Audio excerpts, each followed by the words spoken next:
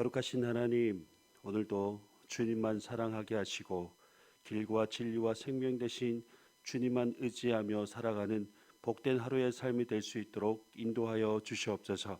감사를 드리며 거룩하신 예수님의 이름으로 기도드립니다. 아멘. 찬송가 384장입니다. 384장입니다. 통일 찬송가 434장입니다.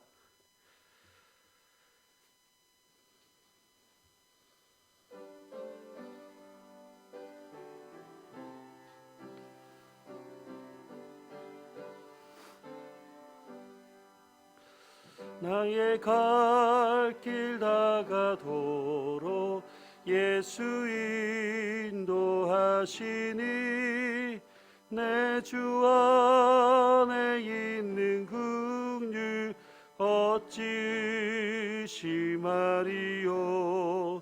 믿음으로 사는 자는 하늘 위로 받겠네.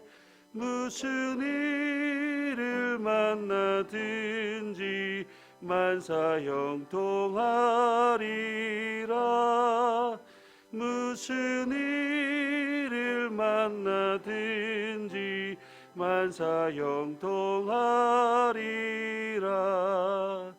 나의 갈 길 다가도록 예수 인도하시니 어려운 일 당한 때도 족한 은혜 주시네. 나는 심히 고단하고 영혼 매우 갈라나 나의 앞에 반석에서 샘물 나게 하시네. 나의 앞에 반석에서 샘물 나게 하시네. 나의 갈 길 다가도록 예수 인도하시니 그의 사랑 어찌 큰지 말로 알 수 없도다. 성령 감화 받은 영혼 하늘 날아갈 때에 영영 부를 나의 찬송 예수 인도하셨네. 영영 부를 나의 찬송 예수 인도하셨네. 아멘. 오늘 하나님 말씀은 욥기 39장 5절에서 30절까지 말씀입니다. 욥기 39장 5절에서 30절까지 말씀. 구약 성경 799면에 있습니다. 욥기 39장 5절에서 30절까지 말씀 교독하시겠습니다. 누가 들나귀를 놓아 자유롭게 하였느냐? 누가 빠른 나귀에 매인 것을 풀었느냐?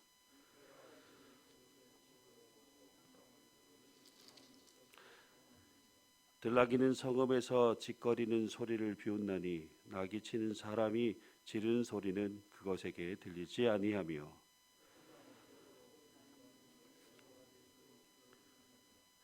들소가 어찌 기꺼이 너를 위하여 일하겠으며 내 외양간에 머물겠느냐?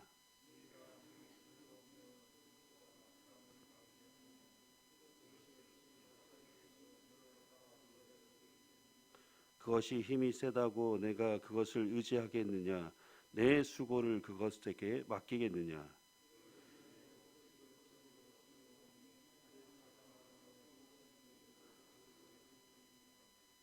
타조는 즐거이 날개를 치나 학의 깃털과 날개 같겠느냐?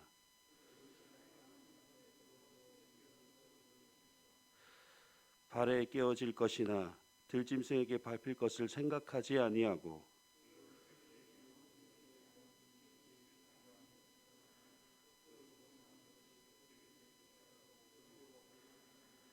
이는 하나님이 지혜를 베풀지 아니하셨고 총명을 주지 아니함이라.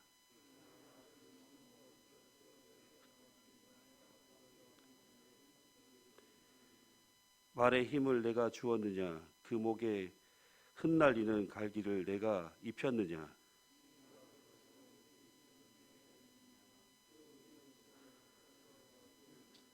그것이 골짜기에서 말굼질하고 힘 있음을 기뻐하며 앞으로 나아가서 군사들을 맞대.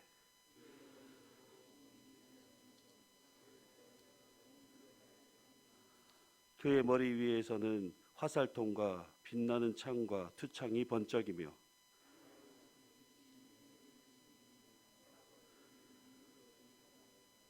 나팔 소리가 날 때마다 힝힝 울며 멀리서 싸움 냄새를 맡고 지휘관들의 호령과 외치는 소리를 듣느니라.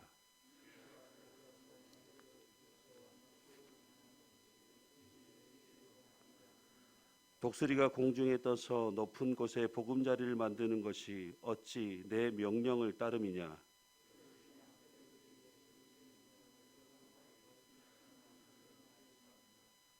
거기서 먹이를 살피나니 그 눈이 멀리 봄이며 그 새끼들도 비를 받아니 시체가 있는 곳에는 독수리가 있느니라. 아멘. 하나님은 야생 동물의 특성을 가지고 욥에게 질문을 하고 있습니다. 집에서 키우는 동물들은 사람에게 순종적이고 말을 잘 듣습니다. 하지만 야생 동물은 집에서 키우는 동물과는 달리 사람에게 순종적이지도 않고 잘 길들여지지 않습니다. 먼저 하나님은 들나귀에 대해 말씀하십니다. 세상에는 집나귀가 있는가 하면 들나귀가 있습니다. 집나귀는 사람을 위해 힘든 일을 잘 합니다.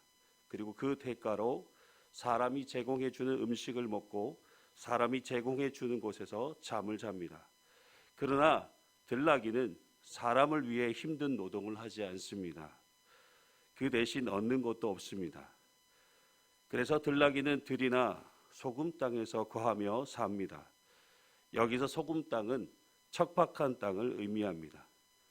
들나귀는 집나귀와 달리 잘 길들여지지 않습니다. 그래서 사람들로부터 좋은 혜택을 받지 못하게 됩니다. 하지만 들나귀는 집나귀와 달리 자유롭게 자기 마음대로 살아갑니다. 음식을 먹는 것도 자는 것도 모두 스스로 해결합니다.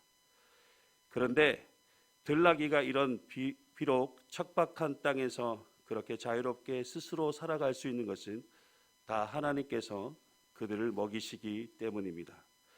그리고 9절에 보시면 들소에 대해서 말씀하십니다. 들소가 너를 위하여 일하겠느냐? 내 외양간에 머물겠느냐? 내가 줄로 매어 들소가 이랑을 갈게 하겠느냐? 사람이 들소를 데려다가 집에서 키우는 소와 같이 사용할 수 있느냐라는 이 물음의 대답은 한 가지입니다. 못합니다. 아니면 안 됩니다. 입니다. 들소의 장점은 집에서 키우는 소보다 그 힘이 2배가 됩니다. 아무리 들소의 힘이 2배가 된다고 하더라도 길들여지지 않는 들소를 집에서 키우는 소와 같이 사용하기란 불가능한 일입니다. 들소는 사람에 의해 길들여지지 않습니다. 거친 들소를 길들일 수 있는 유일한 분은 오직 하나님밖에 없습니다.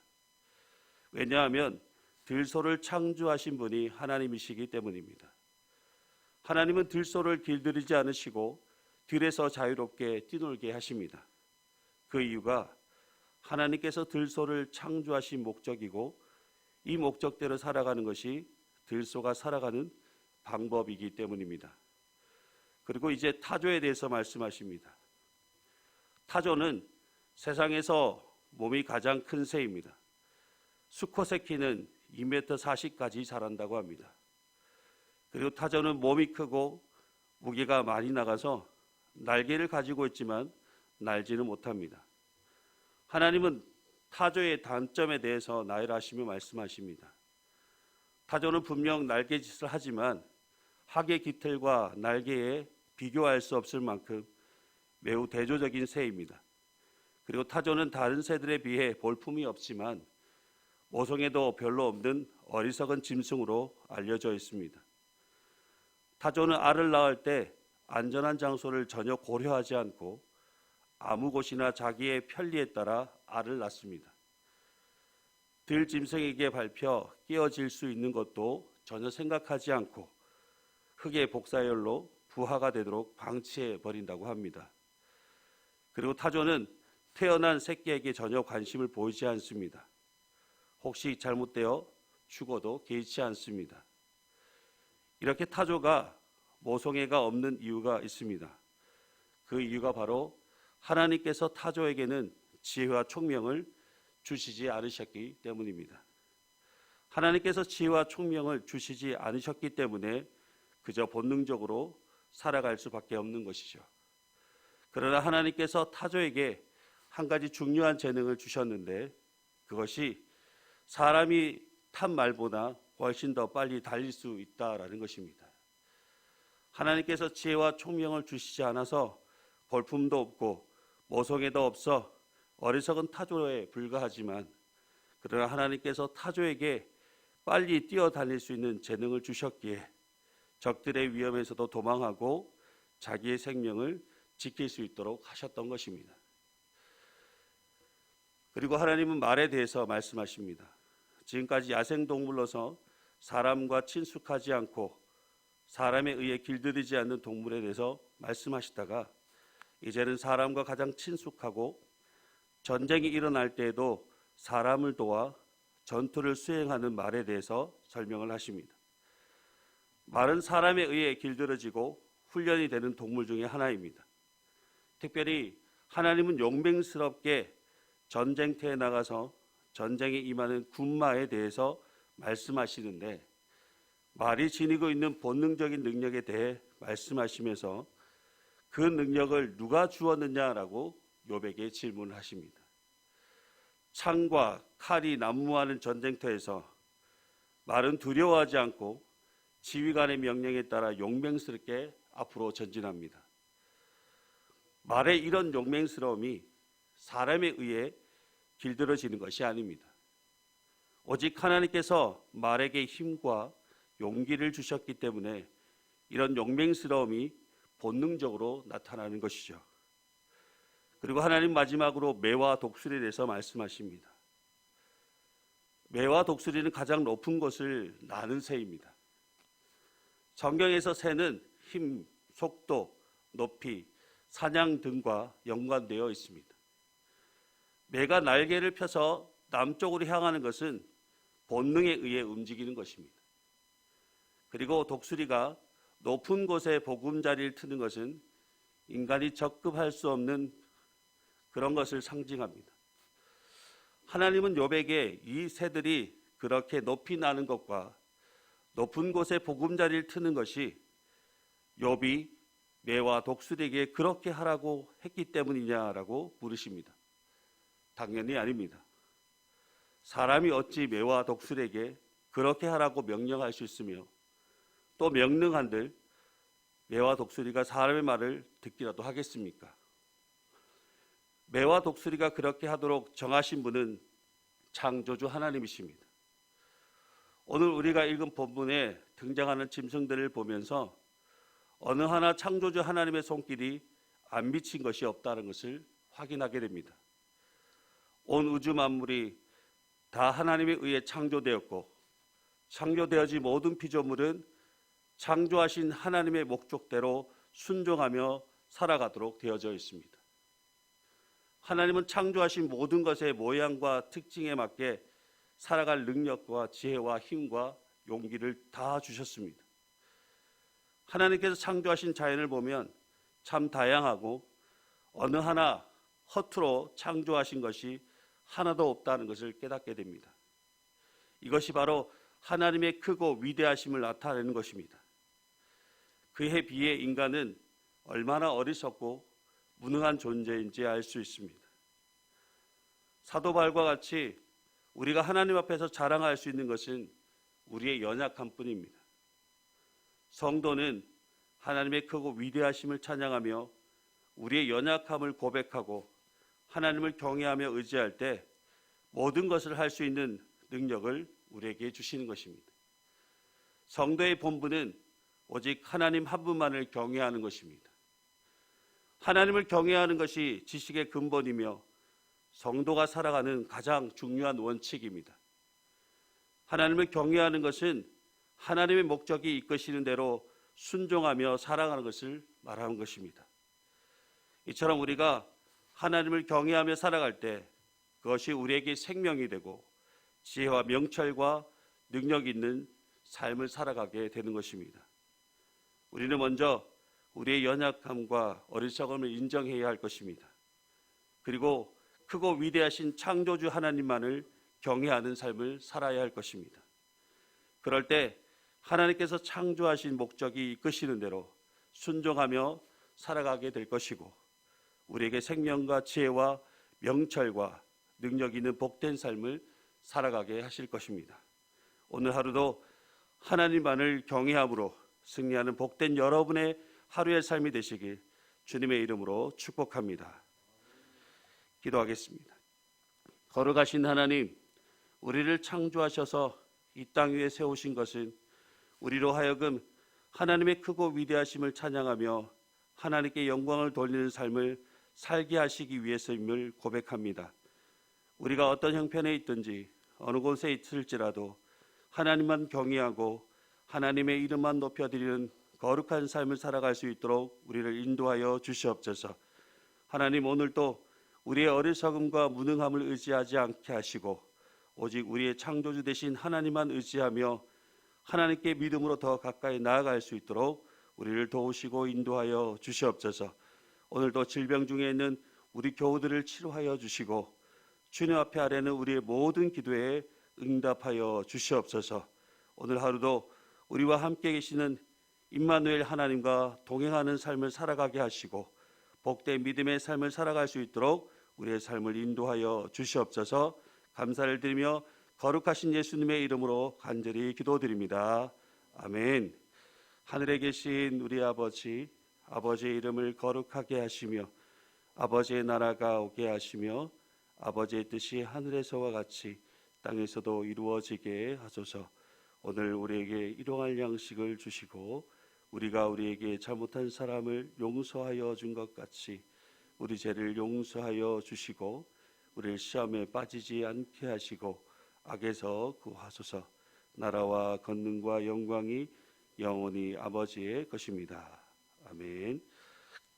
오늘 이 새벽에 함께 기도하실 때에 예천에 또 우리 나라에 코로나가 더 이상 확산되지 않도록 위해서 기도해 주시고 오늘 예배 가운데 참석하는 모든 교우들과 우리 모든 교우들이 코로나로부터 지켜주시고 또 우리 예배가 온전히 회복될 수 있도록 위해서 기도해 주십시오.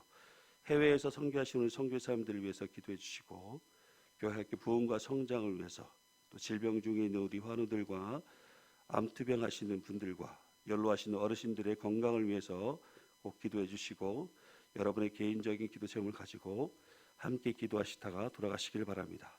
다 같이 기도드리겠습니다.